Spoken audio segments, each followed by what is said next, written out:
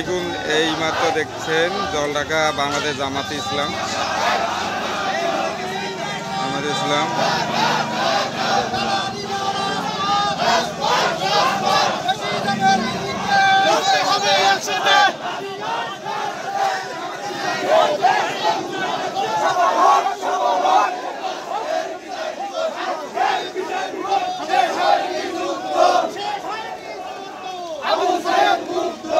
এরা হচ্ছে জামাতে ইসলাম ডক্টর ইউনূস সাহেবকে সুৎখোরকে জানাইছে সেই দল। এটা